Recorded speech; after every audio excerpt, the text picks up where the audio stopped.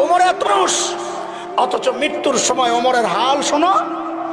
আখিরাতের ফিকির আমরাও করি, তারাও করেছেন। হযরত ওমর মৃত্যু মুখে ইহুদির সন্তান আবু লুলু বিষাক্ত খঞ্জর দিয়া ফজরের নামাজের সময় যখন হযরত ওমরের পেটের মধ্যে চালায়, নারী বুড়ি বের হয়ে গেছে, আহা, কাপড় দিয়ে পেঁচায়া মসজিদ নববীর ফ্লোরে ওমরকে শোয়া দেওয়া হয়েছে। হযরত ওমর বেহুশ, একটু হুশ ফিরছে, একজনের কোলে মাথা, একটু হুশ ফিরছে।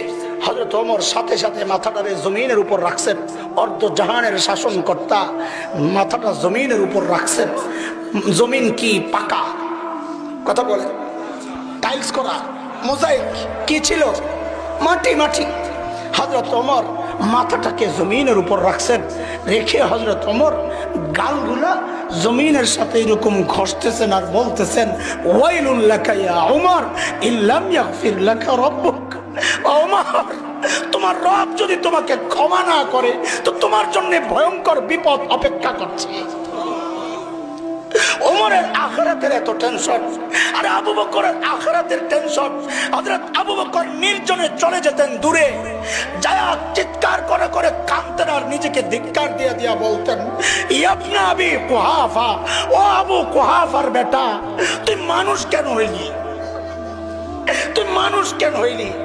গাছের পাতার দিকে তাকায়া তাকায়া আবু বকর কাঁদতেন আর বলতেন, ইয়া লাইতানি কুনতু ওয়ারাকা, আমি যদি মানুষ না হইয়া গাছের পাতা হইতাম তাহলে তো মালিকের সামনে আমার দাঁড়াইতে হইতো না।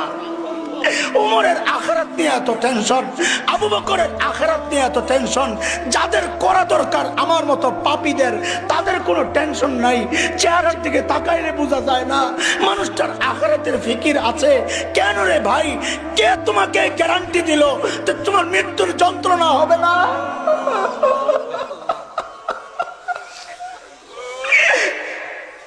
কে গ্যারান্টি দিছে? কে গ্যারান্টি দিল যে কবরে আযাব হবে না?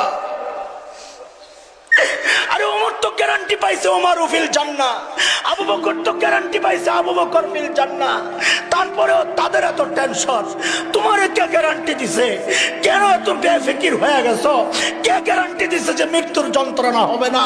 কে গ্যারান্টি দিছে কবরের আযাব হবে না? কে গ্যারান্টি দিছে হাসরের পেরেশানি হবে না?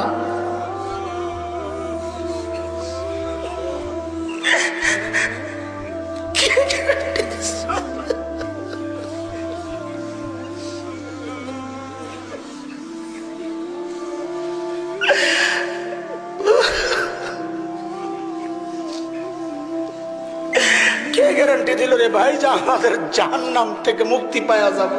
কে গ্যারান্টি দিচ্ছে? কেন এমন অবস্থা হয়ে গেল?